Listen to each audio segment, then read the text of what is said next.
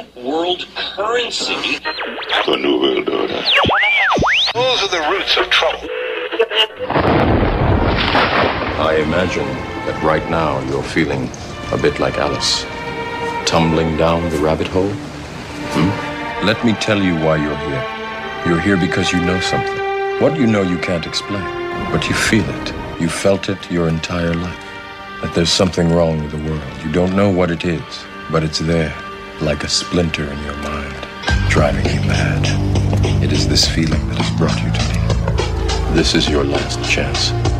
After this, there is no turning back. You take the blue pill, the story ends. You wake up in your bed and believe whatever you want to believe.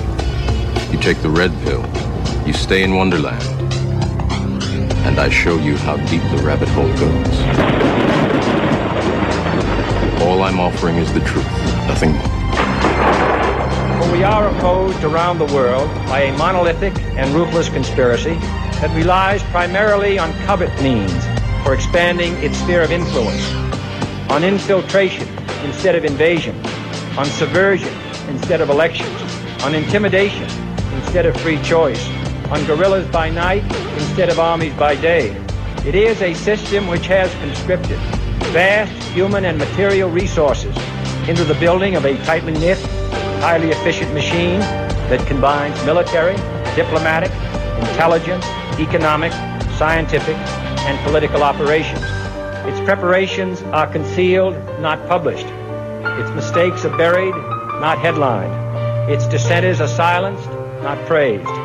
No expenditure is questioned, no rumor is printed, no secret is revealed. But I am asking your help in the tremendous task of informing and alerting the American people. And now, welcome to another episode of Down the Rabbit Hole. Here's your host from federaljack.com. It's Popeye. Ladies and gentlemen, welcome to another live edition. It is Monday, November 19th, 2012. I have a ton of different things I want to go over tonight. Some of it, bad news, some of it police state news, and some of it positive news. So before I get into the negativity and we get into all the horrible crap, let's start with the positive side of things. Let's do that. By the way, this Wednesday I have a special broadcast coming up for you guys, so stay tuned for that.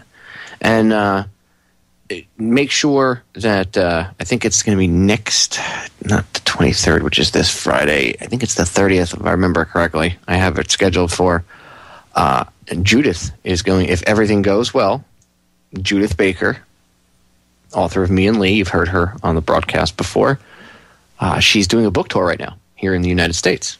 And first time she's been in the States in about 6, maybe even longer than 6 years. And I actually heard an interview with her on a CBS affiliate, like a mainstream CBS radio station. And they were actually talking to her whether or not they were, they made fun of her off air or later on down the road or the next day or whatever. The point is, she was still on air. And 5 years ago, they never would have even considered the thought or humored having her on. So it's a step in the right direction. So, the 30th, which is Friday, 2 weeks from now, hopefully, if everything goes correctly. It's actually a little less than 2 weeks from now. But if everything goes correctly, Judith will be live with me that Friday. So fingers crossed, hopefully everything goes well. And there's no technical glitches or snafus, because usually back in the day, I've always been used to getting a hold of her very cloak and daggerish, calling her at hotels or whatever and patching through from the front desk. Trust me, it's been very cloak and daggerish over the years of talking to her. So being able to actually get her on a live broadcast and being able to sit and chat with her live on air would be it'll be interesting to say the least, considering usually I have to, like I said, I usually have to pre-record the conversation. So stay tuned for that. Anyway, I want to get into a ton of different stuff here. First thing I want to get into is a little bit of good news, and that would be out of Occupy Wall Street again. Kudos for them twice now. First, they come to the rescue of Hurricane Sandy victims, and now we have Occupy Wall Street coming up, or a division, a faction of this larger group, right, coming up with an interesting way to help people with debt, and they're calling it Rolling Jubilee. Now, I myself have not gotten a chance to actually, from what I've researched on it, is only whatever little news video clips that RT has put out, and a couple articles that I've seen written by alternative sources, not really mainstream sources, because the mainstream ignores it when OWS, and I'm not defending every single person that went down to the protests. There were some scumbags down there, but that's going to happen anytime you go out to a protest, so let's be realistic about it. Everybody that shows up isn't going to be a starling member of society. So anyway, out of Occupy Wall Street, the only time the press ever really talks about them is to make fun of them or talk crap about them and go after them and call them dirt. Even the left press, the left-leaning press. You could see they were just playing, like Ed Schultz and all them. They were just playing to these people's egos and stuff, and whoever they could grab. But the right wing, and I'm doing air quotes when I say that, the conservative end of the media, right? And conservatives to this day will still say, well, those scumbag Occupy Wall Street kids, little dirty hippies, blah, blah. Well, twice now, they're the ones that have come to the aid of people in distress. Once with Hurricane Sandy relief, and now with Rolling Jubilee. So what is Rolling Jubilee? I'm going to play an audio clip for you because there isn't. There's only a little bit of information out there on it since they just started. Not that there isn't information out there. I'm not trying to make it sound like it's being suppressed or anything. I'm just saying it's something new that they've started. So I want to play a little bit of audio from you from an interview with one of the people that founded it. The guy was on RT. And this is from about 3 days ago. And he's going to talk about what Rolling Jubilee is and basically what they do. And in a nutshell, what Occupy Wall Street is doing is they're buying people's – right now I think they're focusing on medical debt. And what they do is they're raising money, and then with the money they figured out a way to buy debt. So if they raise like $50,000, they can buy $1 million worth of debt. And like a collection agency, they go and buy the person's debt from the debt holder. Debt holder moves on, and then it's up to the collection agency to collect the money, right? Well, same thing, kind of like what Occupy Wall Street's doing, except Occupy Wall Street, once they buy the debt from whoever holds that debt against this person, they're just absolving it. They're not going and saying, you owe us this money now, we're not going, they're not calling their house and, threatening them. By the way, these debt collector phone calls are out of control. You should go on YouTube and listen to some of these calls that people have recorded. If somebody ever called my house like that, man, it'd be on like Donkey Kong, for real. These debt collectors are out of control. Anyway, so Occupy Wall Street's come up with an interesting, I don't want to say complete solution because it's not going to solve the problem of debt, and there's actually something bigger that's behind it, and we know about the monetary system and how debt is money and everything else right now. But this does help get rid of people's debt that, the average Joe, the person that's not being bailed out by the government, right? So these grassroots people, they took these people from within inside, whatever faction of Occupy Wall Street. They took an idea, they figured, they sat down logically and figured out what they could do, and they're doing what I consider to be the right thing, regardless of how you feel about the Occupy Wall Street movement. The label or the name that's been slapped on it and the image that's been slapped on it, this is, and I think it's a pretty incredible thing. They're going out and literally raising money, and then they're buying people's debt and just saying, you don't owe us any money, and they're just absolving and getting rid of it. Done. Next, moving on. Who else's debt can we take care of? And I've seen some interviews with people about this where they asked, RT sent this one reporter out into the street. And, of course, they found one person, at least a couple, who the husband's talking and the wife's just sitting there looking at the woman, shaking her head yes, like a good little puppet. But she was the reporter asked them if they think it's a good idea. And the guy's like, no, I really don't, because you know what's going to happen. They're just going to go get themselves in debt again, blah, blah, blah, blah. And it's like, did she bother to explain to you that right now they're going after right now they're doing medical debt, and then they're going to go after student loan debt? But let me guess, that's their fault, right?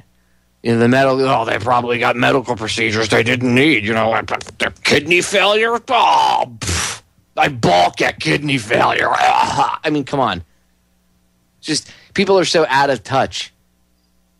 And all it takes for you to be in that situation is one little incident, maybe something with your health or something. So when people are like, well, they're not going to learn their lesson, because you're looking at it like you're teaching your 16-year-old kid about using a credit card or something. And there are situations where that happened, but that's not what caused this debt crisis. And of course, the politicians would have you believe that that's what caused the debt crisis, but that's not what caused the debt crisis. Okay? Let's get real. Anyway, I'm going to play some audio here. Here is one of the founders of the Occupy Wall Street movement, quote-unquote, Rolling Jubilee. He's on RT. Check this out. I think it's a good look. If you can support this, if you can afford $5, I mean, literally, I think the tickets sold for $25, and that enabled one ticket sale, enabled them to get rid of $500 worth of debt. I mean, how awesome is that? You buy a ticket, you go to this event, whatever, and even the ticket sales itself abolishes $500 worth of debt for somebody. So you could literally be going out there. It's not the end-all, be-all solution, but it is a solution, and it's more than any government agency or any politician or anybody else is offering. The only thing anybody else is offering is raising the debt ceiling. Oh, we'll get to that in a few minutes. Timothy Geithner, we should raise the debt ceiling to infinity. I'm not kidding. This tax cheating scumbag. Okay, and I of course, you know how I feel about taxes and the federal income tax and all that. But this guy avoids paying taxes and then turns around. You know, he'll tell Americans how they have to pay their fair share, and now they want to raise the debt ceiling so they can borrow more. Remember the big argument a couple of years ago, like a year and a half ago, about raising the debt ceiling? Yeah, well, now we have to raise it again. And so people don't understand. When why don't we just raise it, man? Who cares? The debt ceiling is a credit limit. It's like if you have a $10,000 credit limit on your credit card and you max out your credit card, or your wife maxes it out. Do you go back to Visa and say, look, I know my wife maxed out the card and I can only afford to pay like $200 a month on this $10,000 debt, but can you do me a favor? Can you put on another $30,000 on there for me? That would be great. Thank you. And then when you get up to $40,000, you go, look, I need $80,000 more, and you're still only paying $200. And then, you know, by the time you next thing you know, you're $200,000 on your credit card and you're still only paying $200 a month. You'll never pay it off. The $200 a month doesn't even cover their fictitious BS interest. Think about it.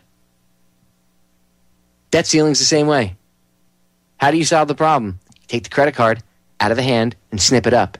That's how you solve the problem. Quit spending. It's not revenue generation that's the problem. See, this is the way that these scumbags in Washington, well, we need to raise taxes. We need to make more things illegal so that you can get a ticket for it and we can take you to court and put you through the court system and rape you of money. Really? Because that solves the problem, right? See, again, I said this all the time. Politicians don't solve problems. They create laws because that's the politician's answer to not being able to solve a problem. Let's make a law to ban it. All right. Here's Rolling Jubilee. Is the Rolling Jubilee a tangible solution for solving consumer financial woes? Joining me now for more is Aaron Smith, an organizer with Strike Debt.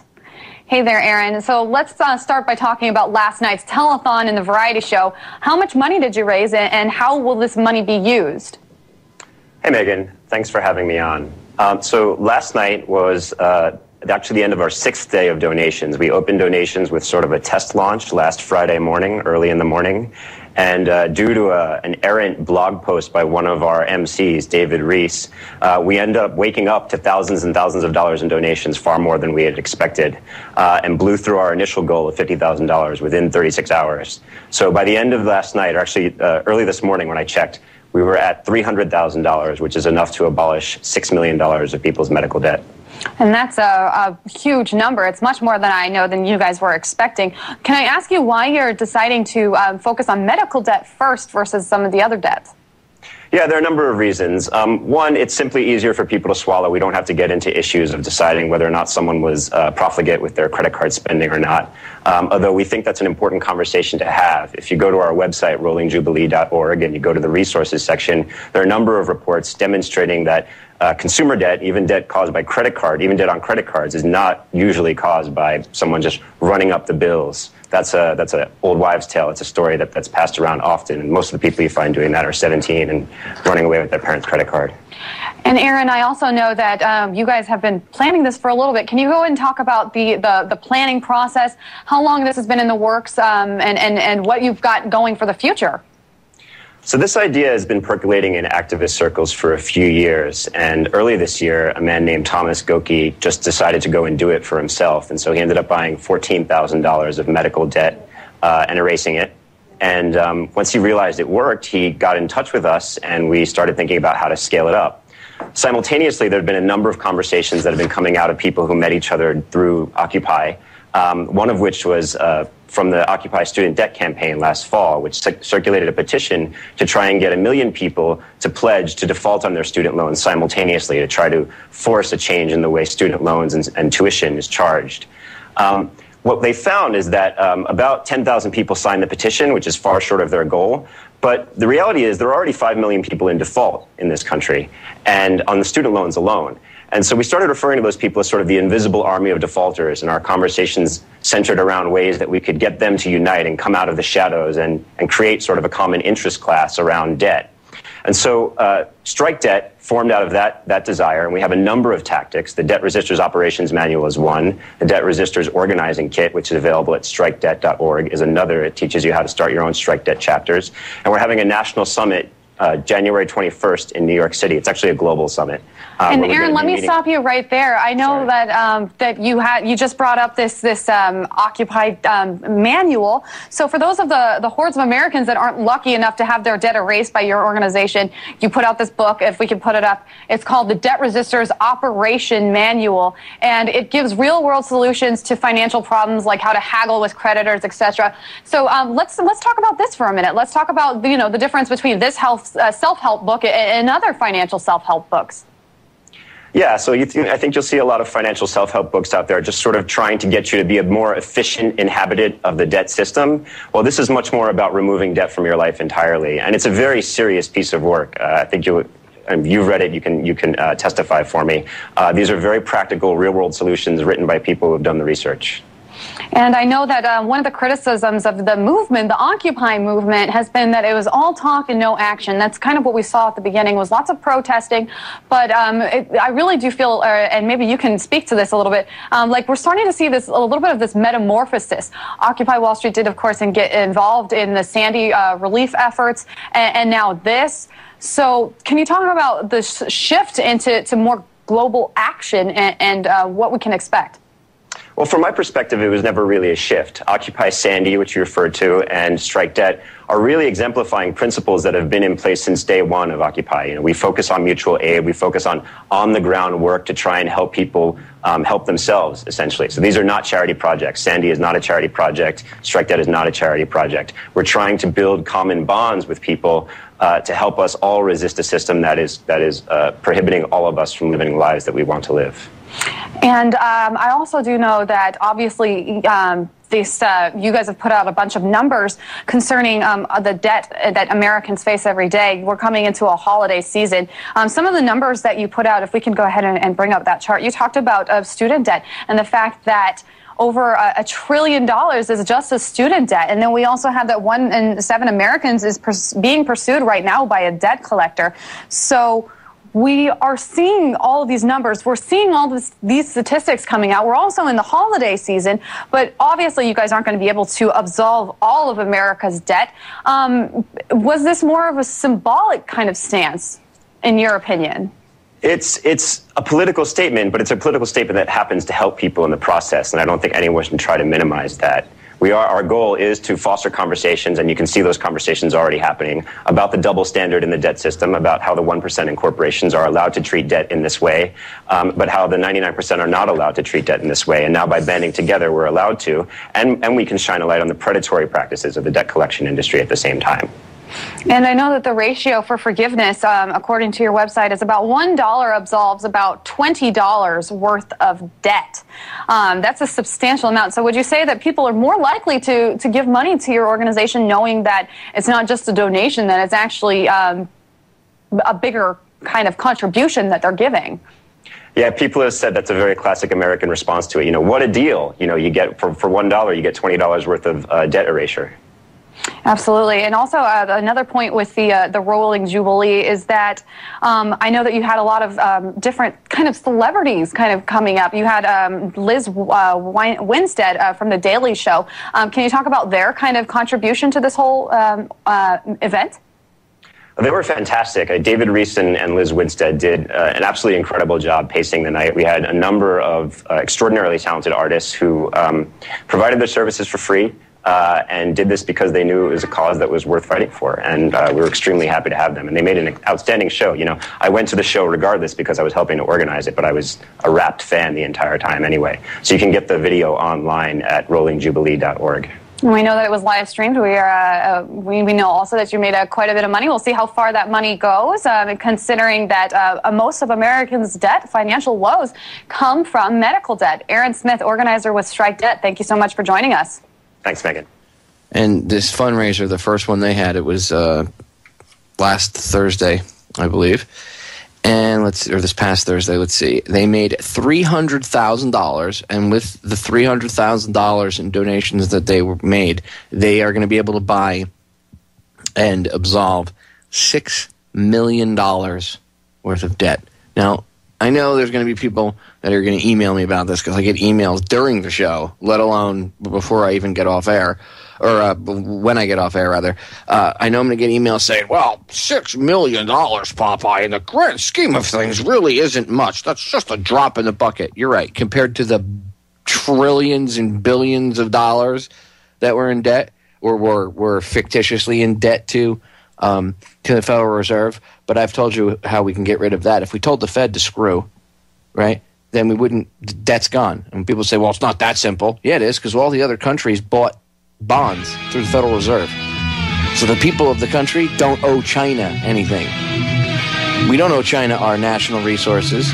They're being given and stuff like that, and all this other stuff is being given away because, hey, the Federal Reserve owes it, and they're the ones with the levers of power.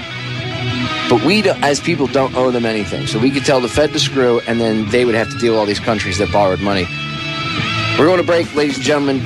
We'll be right back. Give $5 to Rolling Jubilee. It's $5. It's $100 worth of debt. We'll be right back. We are back. And as I said, was going to happen, within, 10 minutes, I've already gotten 2 emails. And one of them was not really bashing me, but kind of surprised that I would talk about Occupy Wall Street in a positive way. So I have to cover this really quick, and then I have other things I want to get into, but let me explain this really quick. And I'm going to go on. I know some people don't like Occupy. I know that George Soros had his fingers in an aspect of controlling or trying to control Occupy Wall Street. Or I should say Soros-funded organizations, rather. And I had my own dealings with the Occupy Miami crowd down here, which I talked about on air. But not everybody that showed up to these things was a commie, okay? Not everybody that showed up was evil or funded by George Soros. So I met a lot of well-intentioned people that just they just like the people that tune into this broadcast. They're looking for something different. So I'm not trying to alienate everybody, and in this case, honestly, it's a good idea what they're doing. Is it going to solve the debt problem? No, it won't. Will it help? Will it help people maybe sit down and have a conversation and change the way they think about helping other people out and helping each other out? Yes, and that's a positive thing.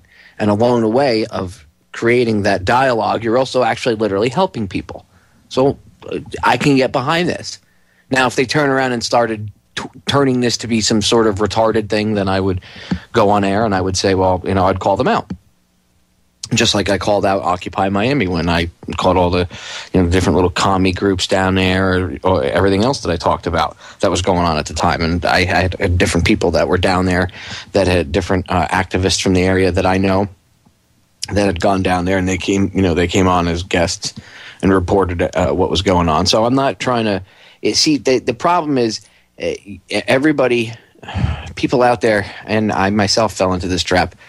As soon as something happens, as soon as there's a quote-unquote movement, whatever, and I hate that word, but as soon as there's a group of individuals or people around the country that start to, actually try to create positive change, the media will spin it, and then, of course, you'll have politicians doing the same thing, and they use certain key phrases and keywords, and, the term Occupy whatever, now with the term Occupy in front of it, it's got a bad, name, just like same thing with the Tea Party. They did the same thing to the Tea Party. Tea Party wasn't founded by – everybody says, oh, it was a co-opted movement. No, it wasn't. The first Tea Party actually was Ron Paul people and We Are Change / 9/11 truthers going out. I know because I took part in the first one.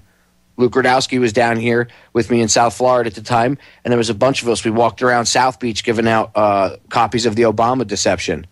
And engaging people and talking to them about different aspects of, this New World Order plan and all this other stuff.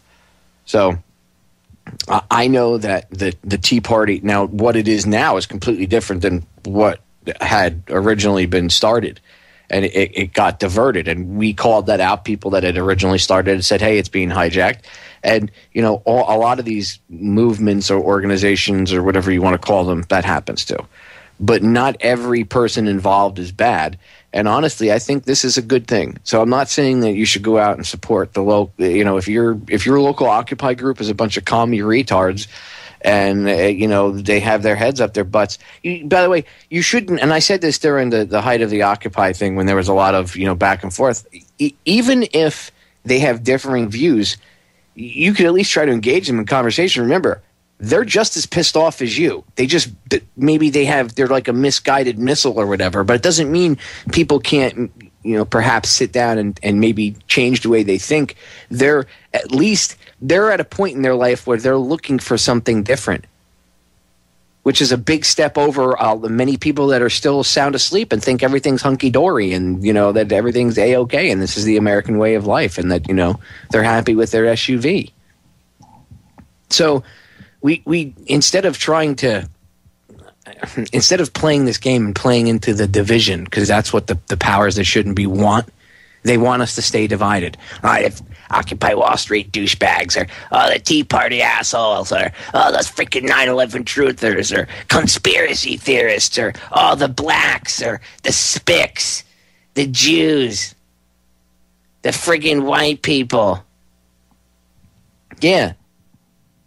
You see how fast it can degrade and labels and things like that, and divisions can all of a sudden it goes down. You look around you and there's a division everywhere you look.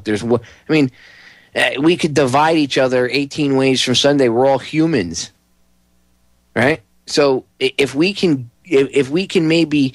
there's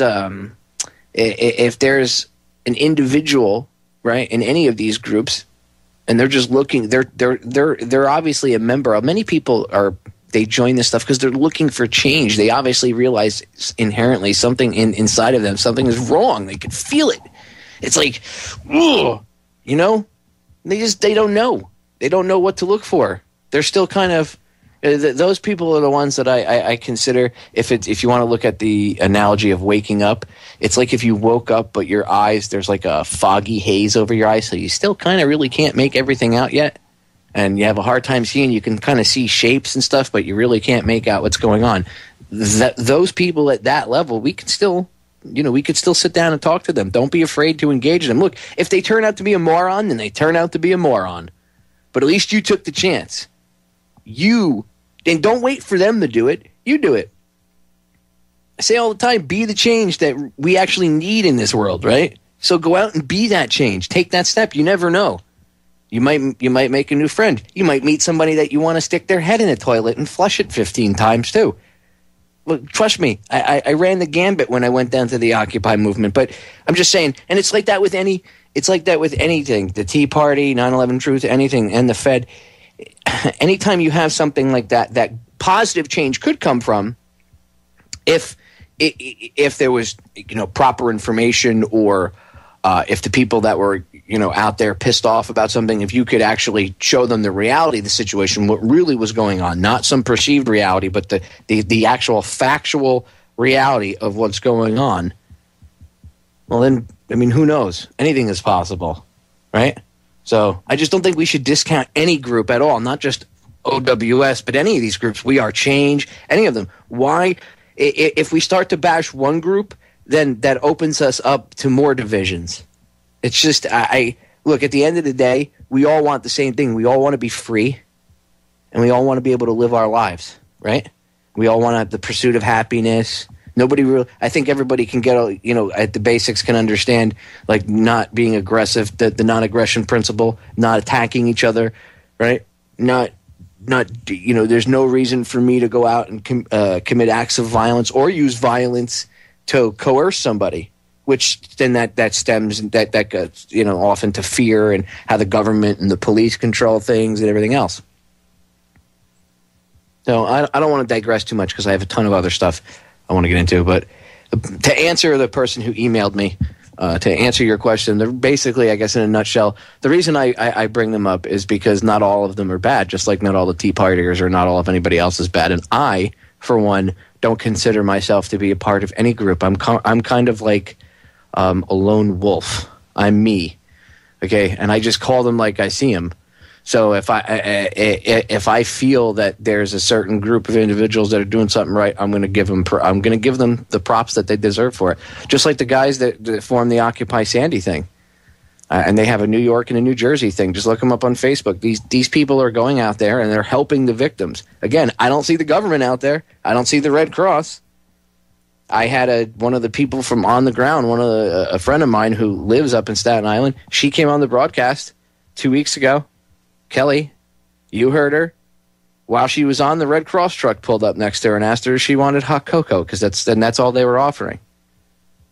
And she even said, it's really amazing to see a lot of these people that were getting the crap kicked out of them by the police out in Zuccotti Park were some of the first people.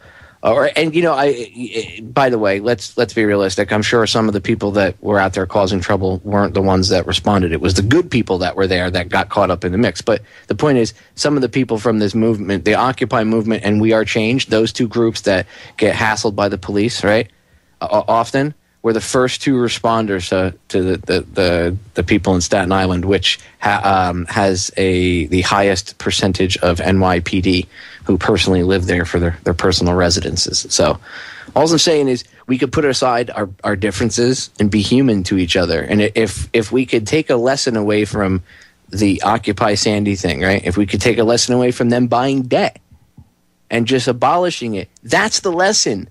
They're just doing the right thing. Let's pretend it, because remember, it isn't Occupy Wall Street. It's this group of people that I guess they were, involved in. They went down to. There was thousands of people that were down there. So I guess they were down there, and then this group of people got together. And like you heard the one guy say, this was an idea that's been floating around certain activist circles for a long time. So they actually did it. So there's your answer. I don't want to waste any more time on it, but there you go.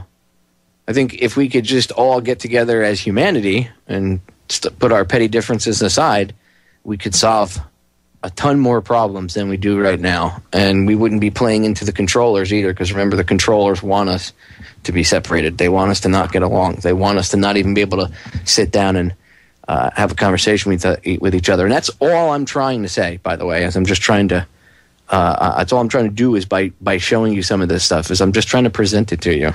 Okay, I'm not asking you to go out and pick out curtains with anyone. I'm just trying to show you what's out there, and then you can make your own decision. Remember, you are a free individual. Now, when I was discussing the Rolling Jubilee thing, I made a comment about Timothy Geithner, our current Treasury Secretary. Well, the other day, apparently, it was either today or yesterday. I'm assuming it was either today or within the past few days. I think it was today, though. He was on Bloomberg TV, and with a host named Al Hunt, and he asked Geithner if he believes, quote, we ought to just eliminate the debt ceiling, of course, which is just a setup question. And Geithner's response is, oh, absolutely. Here, check this out. You agree with Alan Greenspan we ought to just eliminate the debt ceiling? Oh, absolutely. You do. Will you propose that? Well, this is something only Congress can solve. Congress put it on itself. We've had 100 years of experience with it. And I think only once, last summer, did people decide to use it to threaten default on the American credit for the first time in history as a tool for political advantage. And that's not a tenable strategy. So is now the time to eliminate it? Oh, it would have been a long time ago. See, they don't want a credit limit. So what he's saying is one of these scumbags responsible for stealing all this money, right, and putting people further in debt and sucking up to the Federal Reserve cartel, Mr. Timothy Tax Cheat Geithner, is saying that we don't need a debt ceiling. We don't need a credit limit. Guys, your wife goes out and spends $1,000 a day on your credit card? Pfft, she doesn't need a credit limit. You got a teenager that steals your credit card and goes to the mall, drops $2-3 grand. Well, you should give her another 10 grand credit limit. You should raise that. College student putting everything, including food, on their credit card. They're already $40,000 in debt, $50,000 in debt, and they only make $8 an hour or $10 an hour. Pfft. Give them 30, 40. Yeah, screw it. Give them $60,000 more. We'll just print it. Actually, it's just the press of a button now. Just click on a computer. Enter. And it appears in some electronic account fictitiously somewhere. And now you owe them money and interest on that, which interest is another thing in itself. That's theft. Money for doing nothing. Well, we lent you the money. Oh, like, really? Don't even get me started. Anyway, so Geithner wants the debt ceiling lifted. Only last year was it really an issue. They were using it for political gain, and that's just not right.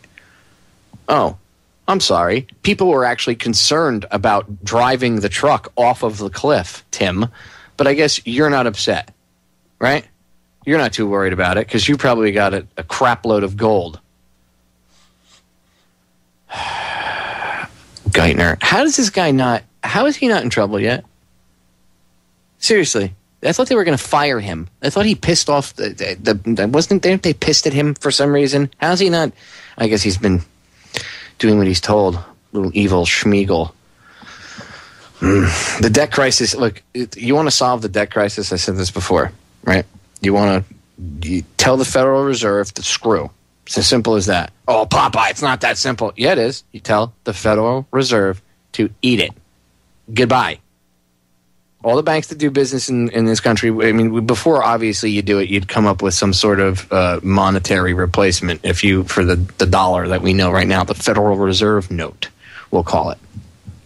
You could replace that with something that was printed by the Treasury, but from the control of Congress and control of the country itself.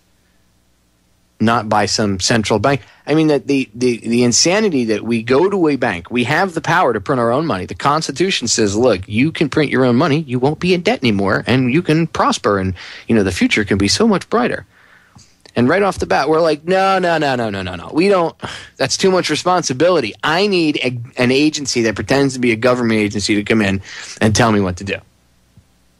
Because the Federal Reserve is not a government agency, they're a private bank. So our government goes to them and says, hey, can you print us our money, please? You have the monopoly on making and controlling our finances. So do me a favor. We need $100,000. That's going to cost us $200,000. Probably, I guess right about now it's about $200,000. But we'll say so $100,000 will cost us $50,000 extra, we'll say. So it'll be $150,000 if we get 100.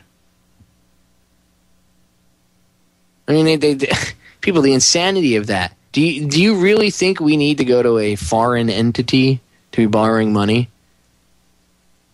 No. And, by the way, if you want to hold accountable people that really caused the debt crisis, again, it wasn't the people in the inner cities or people that are poor or whatever that couldn't afford it but got loans for houses or credit cards. Well, Popeye, they spent money they didn't have. They were told to. And I'm not saying that they don't have a personal amount of guilt in this. They do. But truth be told, the people that really, really should be held accountable are these scumbag banks that gave out the loans to begin with to people that they knew that they shouldn't have been giving the loans out to. Okay, Fannie Mae, Freddie Mac, people like Barney Frank, who said Fannie Mae and Freddie Mac were fine. There was no issues with them. Other people in Congress. The people that, the powers that shouldn't be, the people that have their fingers on the buttons and levers of control right now, which that's a whole nother issue of just dismantling that whole level of control to begin with. But the people that have their hands on those levers right now are the ones that are responsible for this mess.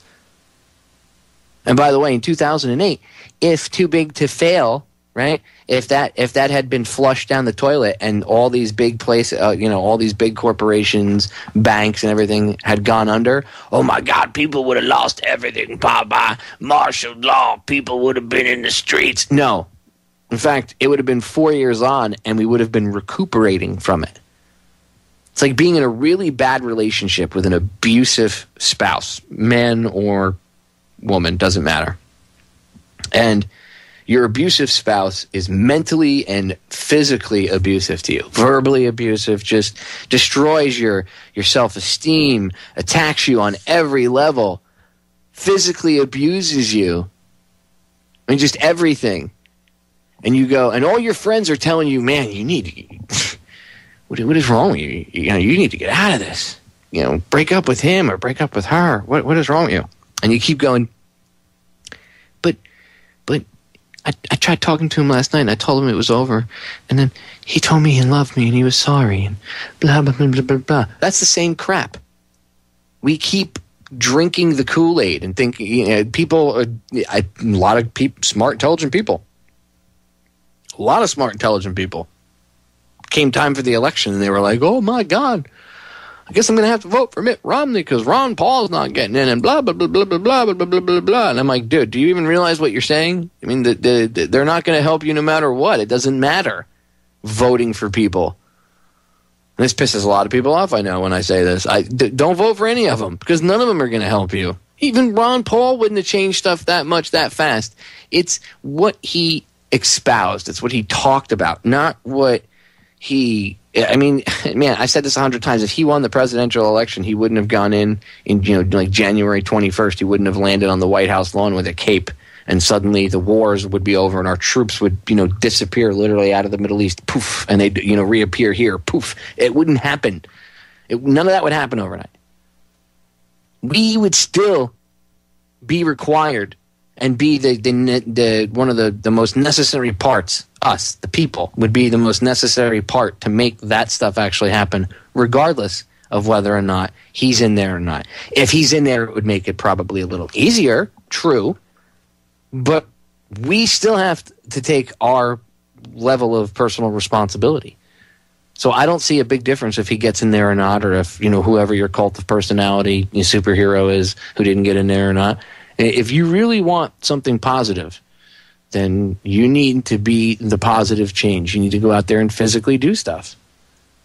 Put that vibe out there. Don't wait for somebody else to go do it, and certainly don't wait for a politician to do it, because none of them are going to do it. I mean, Gary Johnson is a war guy. He might have been a third-party candidate, but he's a war president. I said this during the third-party debates. He's pro-bombing Iran. So none of the people that you see, the people that are out there right now that have a voice, aren't the people that are the solution to the problem. The solution to the problem are the people that are watching the TV looking for the solution to the problem. They're just looking in the wrong spot. Instead of looking to an outside source for a solution, just look to an inside source, yourself.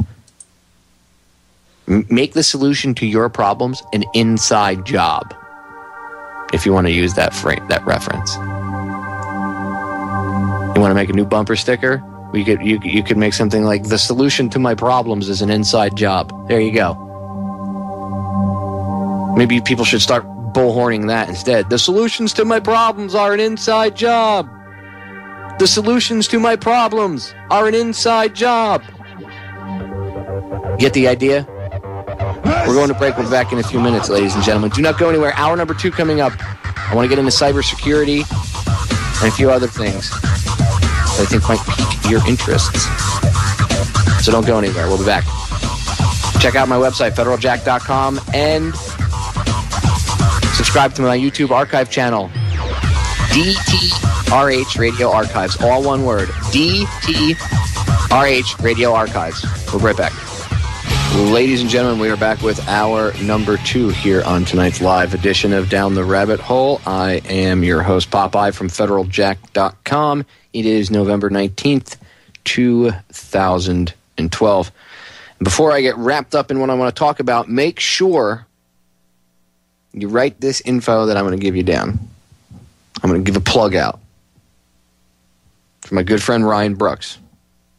If you haven't listened to his broadcast, he comes on an hour before I do, or he gets off air, I should say, at 9, which is an hour before I go on. He's on from 7 p.m. to 9 p.m. Eastern Standard Time. Ryan is a young Afghan vet, recently retired Army veteran, combat veteran of Afghanistan, who woke up actually while he was in Afghanistan.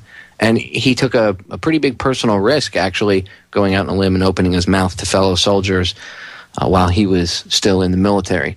I have a lot of respect for him. He's a very, very bright man, and I can't say nothing but good stuff about him. Ryan really is a good guy. So check his show out. It's called The Sound of Freedom here on the Orion Talk Radio Network, 7 to 9 p.m. Eastern Standard Time. And, I think it's important to get the young, he's, 26 I think he is. So he's about 10 years younger than I am. And he's got this, his generation, he's just got this different view. He's an old soul, I got to tell you. Knowing other kids of his generation and that age, he's not like the typical young guy, I'll put it that way. So check his broadcast out. I think you'll really find him to be insightful in many ways. Ryan's a good kid. Go check his broadcast out. I give it the Gene Siskel 2 thumbs up, whatever it was. All right. So I want to get into a few other things. We're going to move on from OWS and the economy and all this other stuff. First thing I'd like to play is I found this little clip the other day, and I just haven't had a chance to play it. And before I forget, because I keep, I have guests on or we get into other stuff, and I never get a chance to play it. It's this clip from George Carlin, and there's a piece in it that'll allow me to segue into a few other things I want to talk about. But I want you to hear what he says. It's just a 41-second clip, and it's not foul or filthy like most of Carlin's clips are, even though those are the best ones. He's talking about how pretty much what I talk about. He doesn't call it this, but he's talking about word magic and how they use they change the meanings of words, or they come up with new names to I guess you could sugarcoat what they're doing. Like drone strikes or whatever. They come up with Libya wasn't a war; it was a kinetic action. Well, this is that type of thinking, but in the 1990s. And I have to say, Carlin's one of the people responsible for me looking at politics the way I did, because politics, I was kind of interested in it, but it was always a little bit boring to me. And then comedy helped me get over the boredom part of it to look into it. And then once you get into it and you start to get interested and you start to pay attention, you realize that it's much different than what you're led to believe. Anyway, let me play this clip from the late, great George Carlin really quick and listen to what he's saying. Force, smug, greedy, well-fed white people have invented a language to conceal their sins. It's as simple as that. The CIA doesn't kill anybody anymore. They neutralize people. Or they depopulate the area. The government doesn't lie. It engages in disinformation. The Pentagon actually measures nuclear radiation in something they call sunshine units. Israeli murderers are called commandos. Arab commandos are called terrorists. Contra killers are called freedom fighters. Well, if crime fighters fight crime and firefighters fight fire, what do freedom fighters fight? Interesting thought. Real interesting thought. And notice what he said there. He said Israeli murderers are called commandos and Arab commandos are called terrorists. So what he's saying is, it's amazing how if one group, if Israel does something to, the Arabs. They're commandos and military action, blah, blah, blah. But if the Arabs respond or do anything to them, it's they're terrorists. And now we've fallen into the same game with this since 9/11, since the endless war on terror. We've fallen into the same game. Everything's a terrorist now. Everything is a terrorist. Everything. Everything. And everyone's either directly related to Al-Qaeda or related to Al-Qaeda through some back pocket deal, whatever the case may be. Everybody's an effing terrorist now. And if you're on the side of the imperial forces, no matter what country it is, whether it's us, whether it's Israel, whether it's someone else in NATO like France or the UK, if you're on their side, you're a hero. You're revered as, onward Christian soldier.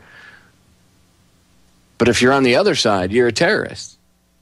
And we drone strike people all the time in Pakistan and Yemen and Afghanistan. We kill teenagers, kids, even younger. And we say, well, they shouldn't have been there. It's a war zone. That's highly arrogant. We're in their country.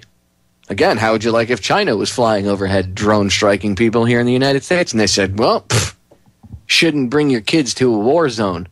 Like those scumbag helicopter pilots, the Apache pilots that shot the hell out of the Reuters news crew. They were terrorists, Popeye. No, it was a Reuters cameraman.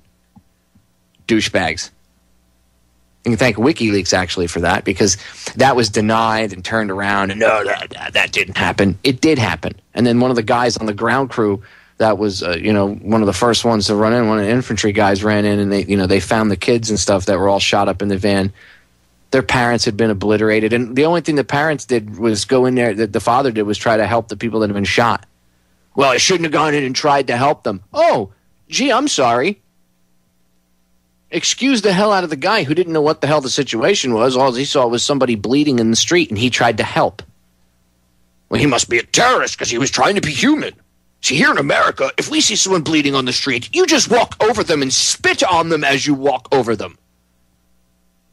That's the American way. Shouldn't bring your kids to a battlefield. Anyway, I don't want to... It pisses me off. If that was here in America, right? America with a K. And they were flying overhead the Chinese. We'll use them as an example, right? The Chinese or the Russians. And they were bombing the hell out of our people. And they said, well, teenagers, they're of military age. They could be a terrorist. But he was 13 years old. He was herding sheep. Well, he could have been a suicide bomber. Who was he going to blow up? The sheep? I mean, isn't Colin Powell the guy that's quoted as saying, I don't want to spend, use a $2 million missile and a $10 tent? So why are we doing it? Why are we shooting up and blowing up tents and goats and goat herders? Well, Popeye, you don't understand. They're all... The Taliban attacked us on 9/11. No, the Taliban didn't attack us on 9/11, genius. I've heard that one before. Well, if the Taliban didn't attack us, we wouldn't be over there. Well, the Taliban didn't attack us. Actually, they were the ruling government in charge at the time. They did, however, F with the opium crops. And that kind of pissed off the CIA. So that might have something to do with it. Or all the lithium that's in the Afghan mountains. That might have something to do with it. But definitely not 9/11. No, not at all. Taliban didn't attack us. Even according to the official government story, the Taliban didn't attack us. Oh, you're a conspiracy theorist. I saw it on Discovery. They said the Taliban attacked us. No. Even the book that everybody uses as gospel, the 9/11 Commission Report, says it was Al-Qaeda, not the Taliban. Two different factions. So that's the problem. Americans, and this is due in part to the training that we get when we're children, because from the time we're born, we're trained to put everything in categories, categorize things, right? So brown people with turbans are all Arabs. Doesn't matter that Iranians aren't Arabs, they're Persians. We need to go F up Iran. Those effing Arabs need to learn a lesson. I'm going to drive down. I'm going to drive down to the Quickie Mart now and get myself a pack of cigarettes with my 4x4 and an Army Strong bumper sticker on it. Huh. Even though I'm not in the Army because, I got irritable bowel. I can't get in, but I support my troops. I support them. I support them right to the airport, and then they fly them over to some country to go die. And that's the retarded thinking of these people in this country. Some of them. I do have hope there are a lot of people waking up, but that's that attitude that gets behind, Iran is a bunch of Arabs. See, the ignorance that we have in this country right now, the level of ignorance, is one of the biggest factors that allows this stuff to go on.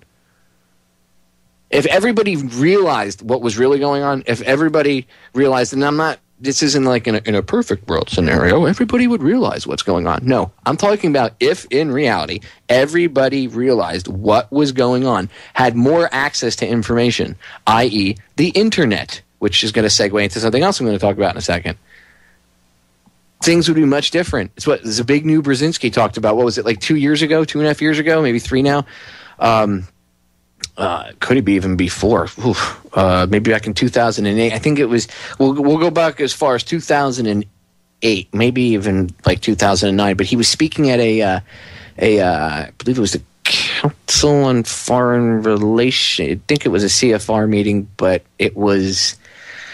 I think they were having it in Canada or somewhere around there. Anyway, it was I will say it was a Council on Foreign Relations meeting within the past 4 years, and I believe it took place in Canada. I'm trying to remember the exact details. Anyway, it's where he said humanity is waking up at a rapid pace. For the first time in human history, people are becoming politically aware. It's the video I made called, it's on Federal Jack. You can look it up on YouTube. It's titled America ... space. It's time to stand on your feet and fight, or time to stand up and fight, something like that. Anyway, you can find it on federaljack.com too. But the clip is in there, and you see him speaking, and he's like, for the first time in the history of mankind is becoming politically awakened. Not, television like a clapping seal. I mean politically awakened like, hey, we're being effed by the politicians. We should do something about it. And for the first time, this mass awakening is happening, and they're pooping themselves. They are. The powers that shouldn't be are literally, and some people, I'm going to get unfamily friendly for a second, they're shitting in their pants right now. Do you know why? Does anybody remember the quote that I've talked about from, I believe it was A Bug's Life. I don't think it was the movie Ants. I think it was A Bug's Life is the title of the movie. And it was they were grasshoppers versus the ants, and the one of them is like the head grasshopper or whatever, and he says to the other ones, he says, if one ant stands up, then they all might stand up, and if they all stand up, and they're going to realize that they outnumber us 100 to 1, and if that happens, our way of life and our way of living is over as we know it. So this isn't about food. It's about keeping those ants in line. Well, who do you think are the ants? And who do you think are the grasshoppers? Who do you think's outnumbered 100 to 1? The people that pretend to be in charge, the people that put themselves in these positions that we allow to tell us what to do. I think most of us are reasonable adults. I don't think we really need to be told what to do, right? You think you do, because you think that if you're not told what to do, that mankind on his own can't figure. We're just a bunch of savages. Without rules, oh my God. Without government, we'd be effed. No. How about we evolve to the point where, and I'm not saying, again, I've talked about structure and everything else, that's one thing, but the concept of mind control, control of the mind, government, govern and ment, which is like mentis, meaning mind, and govern means, I think I'm saying it correctly, but it means it's Latin, it's a verb and a noun, it means to control the mind, and that's what government literally means. two Latin words put together, a verb and a noun, and it literally means to control the mind. I've talked about this 100 times. So, no, I don't think you need somebody with a gun to your head telling you, oh, I want money for the roads. I've talked about you could fund roads and stuff like that, and upkeep and maintenance a bazillion different ways. Anything outside of the current system takes away from the politicians and the powers that shouldn't be. It takes away from their money collecting scheme.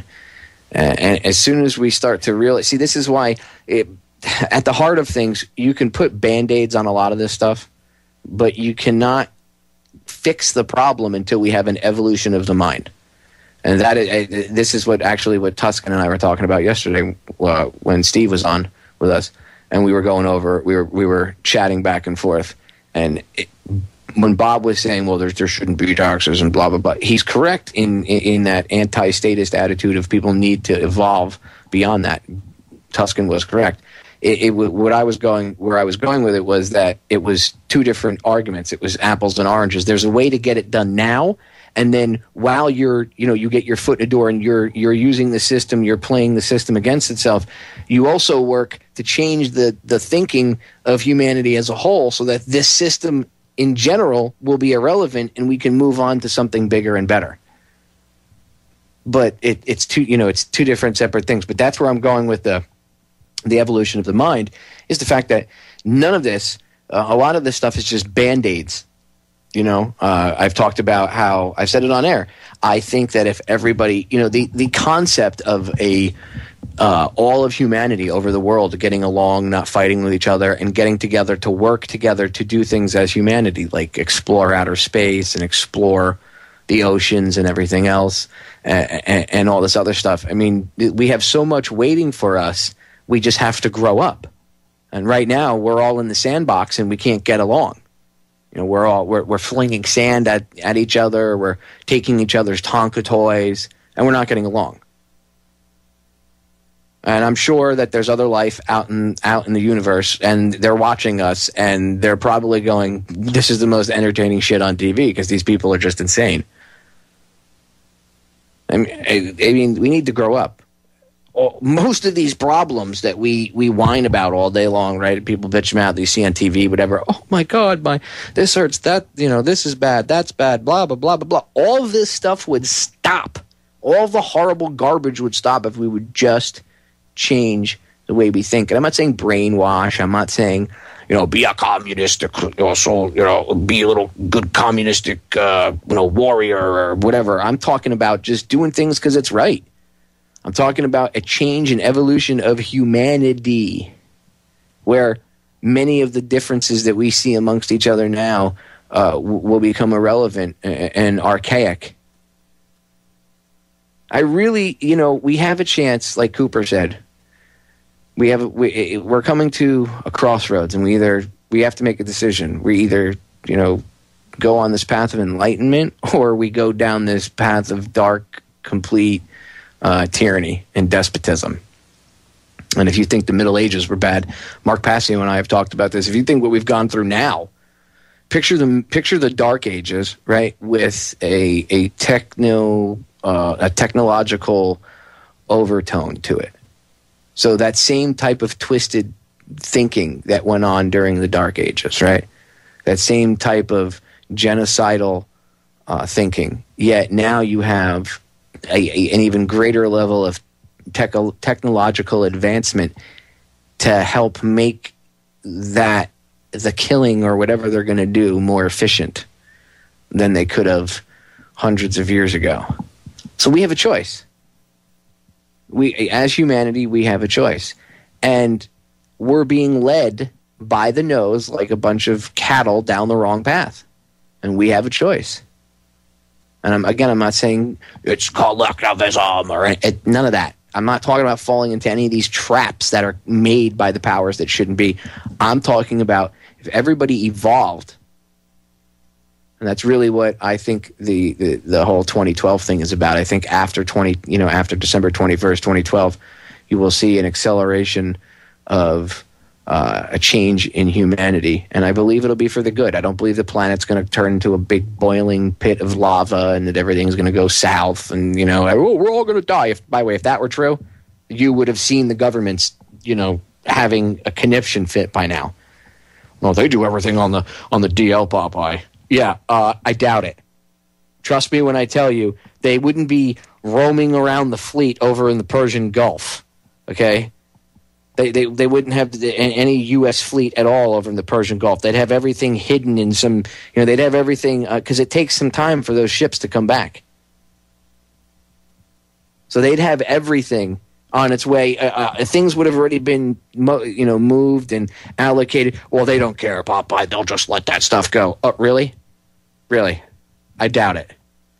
I doubt they're just going to throw any level of or mechanism of control away. So, again, just more proof that the end of the world is not coming in December 21st, 2012, which actually that's a Wednesday night. So I'll be, if I remember correct, let me double check actually. I'll check right now. Let's see, December 21st. Oh, no, it's a Friday. Okay, so yeah, I'll be on air. So we'll be able to, well, I guess we'll find out live whether or not the world ends, right? If I'm on air and suddenly the stream goes dead and, the world ends, well, I guess then they were right. If not, and we all wake up December 22nd and everybody's like, oh, crap, I have bills I have to pay now.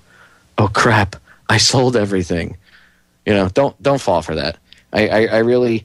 And I want to get on to a few other things, but the other thing I find suspect, by the way, about 2012 is the fact that last year in 2011, you had all this 2012 stuff all over the place. What was it, 2010, the end of 2010, they came out with the movie with John Cusack, 2012, it's in your face, oh my God, end of the world. Catastrophe. There was all these news specials throughout the year on 2012, the end of the world, 2012, the end of the world, 2012. I haven't heard anything. I think I've heard maybe one comment in a brief passing 20-second comment about the end of the world.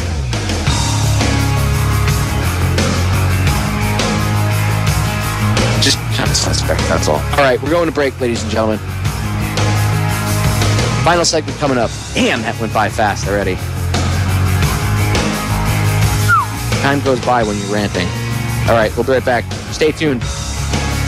We are back, ladies and gentlemen. Final segment of tonight's edition of Down the Rabbit Hole. I want to thank everybody for tuning in, as always. I'm not going anywhere just yet, but you know how I have a tendency to go right to the end. So if I do not get a chance or if I get sidetracked, just want to make sure I take the 3 seconds out to say thank you to everybody that takes the time to tune in, whether it's on federaljack.com, Ryan Talk Radio, tune in on your cell phone, tune in on your Roku box, on your television, Shoutcast, however you do it. You call the call-in number, however you're doing it, you pull the archives, you're listening on YouTube. I just want to say thank you very much. And don't forget, questions, comments, hate mail can be sent to contact DTRH@yahoo.com. That's the full word, contact DTRH@yahoo.com.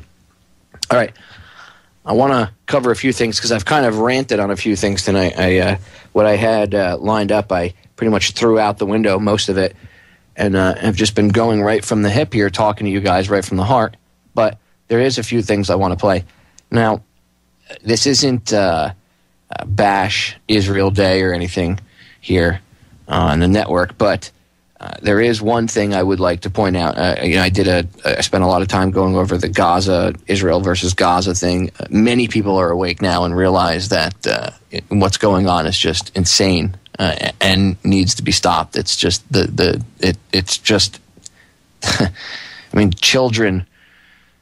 The pictures that are coming out, all these little kids that are getting killed in these airstrikes. What did they do? What did they do? So anyway, I constantly hear how the government, people here in the United States, they say, "Oh, well, the Israelis are protecting themselves," blah blah blah, and it's not the Israeli citizens. Again, it's because there's there is a diverse culture. It is the government over there, just like our government, right? And yes, they have brainwashed people, but I got into this yesterday. Anyway, they constantly, over here in the States, I constantly hear, well, the Holocaust, blah, blah, blah, blah, blah. And I constantly tell people, look, as someone whose grandmother was in a concentration camp, I can tell you that Israel could give two shits less about Holocaust survivors.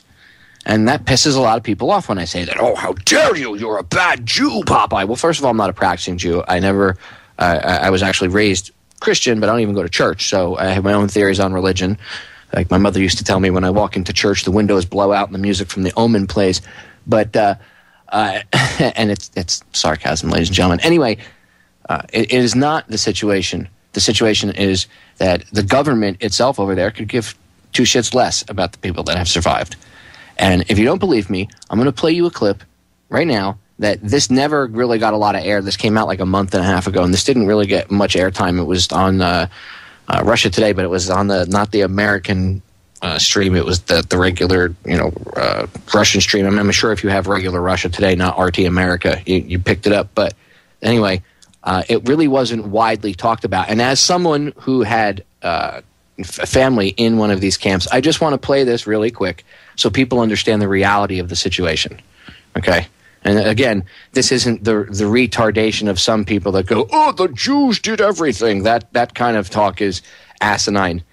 And anybody that understands the real situation that's going on knows that stuff, half of it, more than half of it, is put out there by half of it's at least half of it is just retarded ignorance, and the other half are paid disinfo a-holes made to look whose goal, I should say, is to make any real criticism of what the government of Israel does and the Zionists, their agenda or whatever, whatever their government does, whatever their agenda is, it makes a real criticism of that look horrible, because you have people that they try to put an ugly face on it. Now, half of them are paid, like I said, disinfo, and the other half are just retarded morons who should pull their heads out of their asses before they speak about things they really have no idea what they're talking about, just because they run off with some ignorant hate stuff. I mean, I could find anything on any race to make people hate that race. Let's be realistic.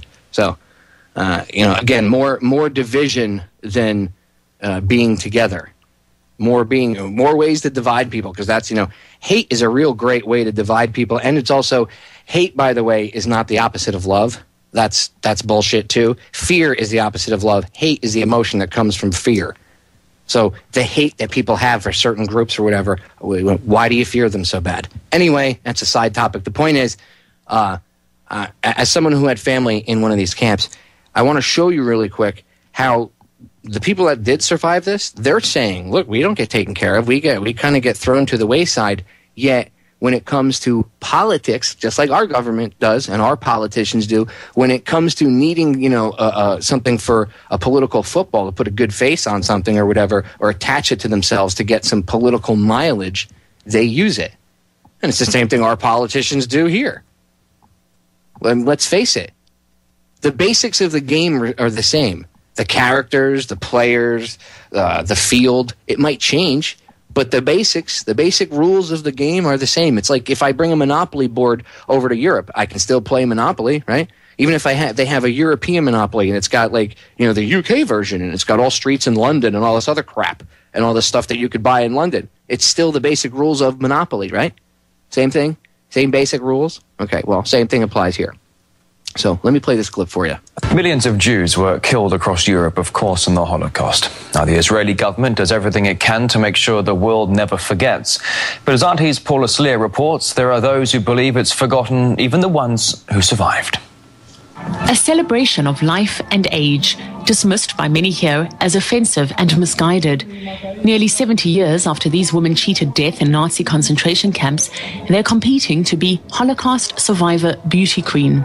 Whoever went through the Holocaust, it's in them, inside. We will never forget the hell we were put through. But the younger generation, it is possible we understand their roots, but otherwise, no one really thinks of us. Every month, dozens of these wartime victims die in loneliness and poverty, forgotten by the country that was supposed to be their promised land. The fact that many of these people survived their terrible ordeal and decades of struggle for a normal life that followed is pain enough. The cruelest irony is that many flocked to Israel after World War II, thinking they would live out their lives in safety and prosperity. Holocaust survivors built this country. They went through so much. We have about 10 years to make it right. After that, there won't be any survivors left alive. Berta Spen lives alone in her Tel Aviv apartment. She spent her childhood hiding from the Nazi occupation in the Ukraine. She and her parents were the only survivors from her family. Today, survival is still her main worry. I was supposed to get help from the finance ministry 10 years ago, but they didn't help. They gave me nothing. Only when I fell and broke my back did I get some assistance, but it wasn't easy even then to get this money.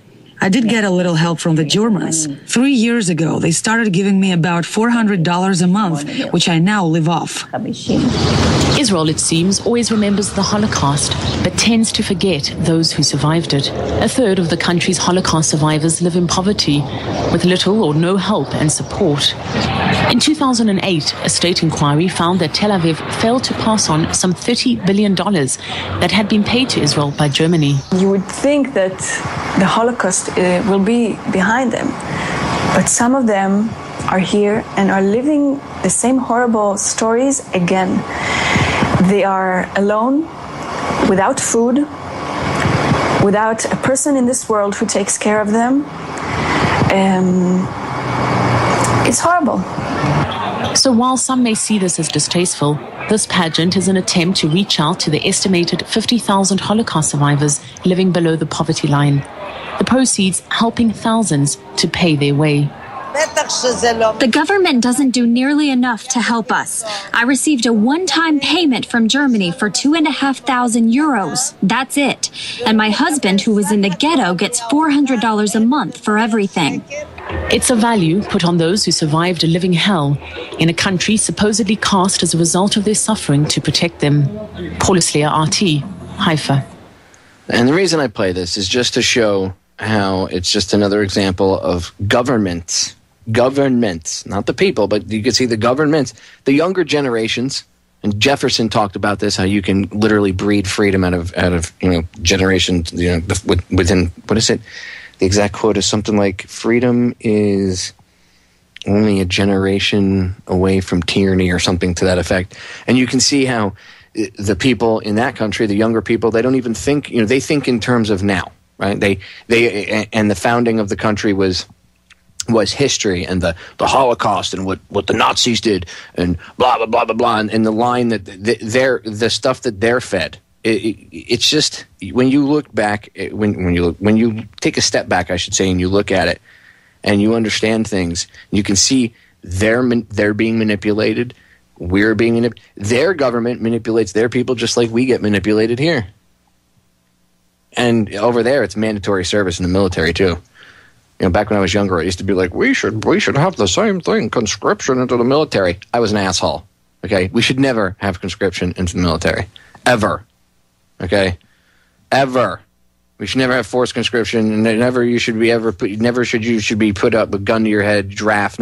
Although I have said that if they did reinstitute the draft, the war would end tomorrow, because then everybody would be eligible to go fight, and all of a sudden the soccer moms and all the rich moms and whatever, people would start to actually pay attention to what's going on, and then maybe they'd actually get involved in things. But did you hear the number? $30 billion from Germany that Germany gave to Israel for what happened during World War II. That was supposed to go to the people, the survivors. And what happened? Didn't get there. $30 billion. Now, I wonder what they did with that money. I guarantee it went to a politician's pocket, or probably into buying missiles, rockets, bombs, and bullets. Because that's where most of the money goes, to these big governments like that.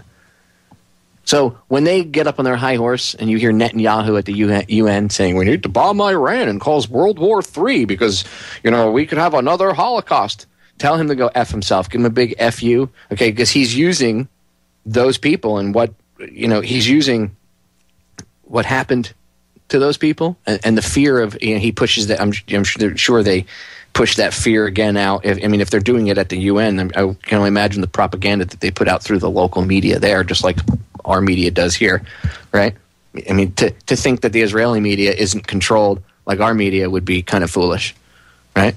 So if we see a level of propaganda here, I can only imagine what's pumped across over there. But $30 billion that was meant for these people didn't go to these people. So they live in, some of them, what did it say? A third of the people that are alive in Israel, a third of the survivors of the Holocaust, right? And by the way, Holocaust, that term gets thrown around a lot. Does anybody even know what that term means? It means fiery sacrifice. Sacrifice. Satanism, human sacrifice, the people that, the powers that shouldn't be, they're into that. Interesting name chosen for what happened. But, and believe me, Hitler wasn't the one that went, we're going to call it the Holocaust. So I just find it interesting. Anyway, I could digress on that whole thing.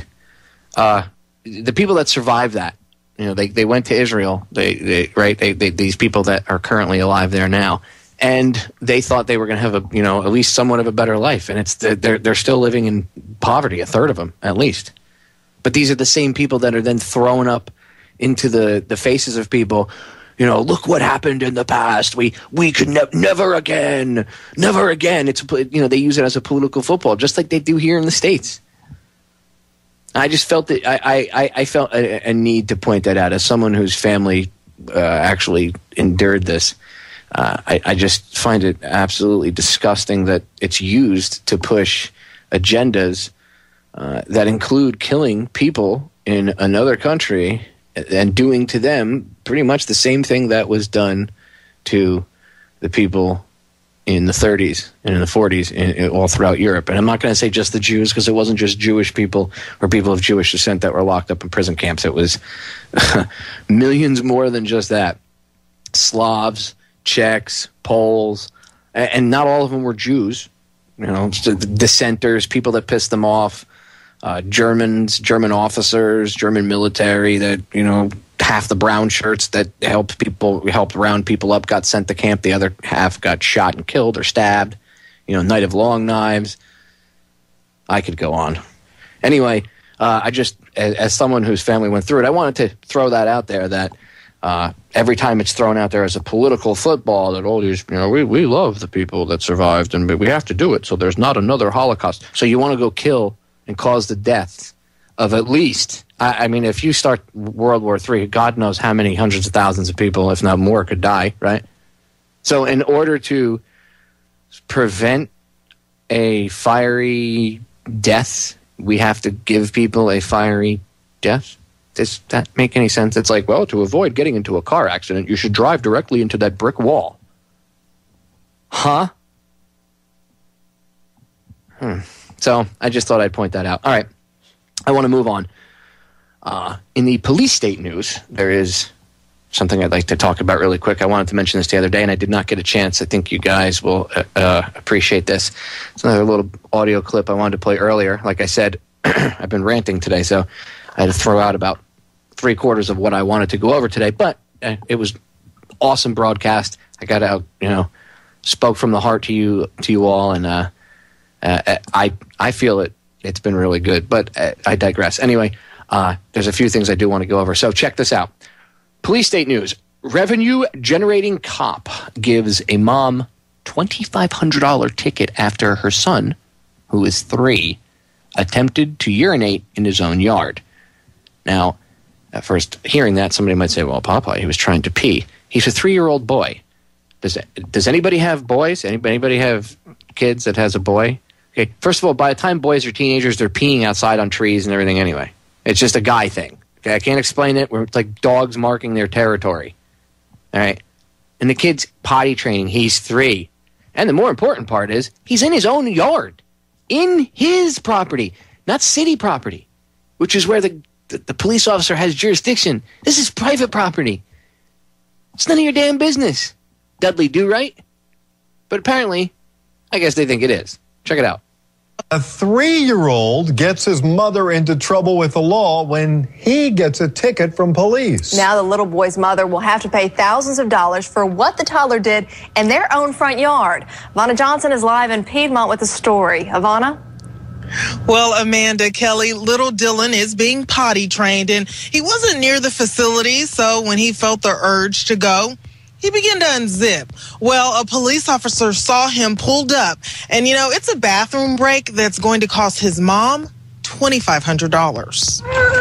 Well, we all know the saying, boys will be boys.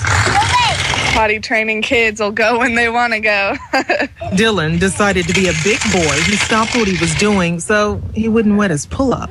Pulled down his pants to pee outside, I guess, and the cop pulled up and asked for my license and told me that he was going to give me a ticket for public urination. I said, really? He's 3 years old.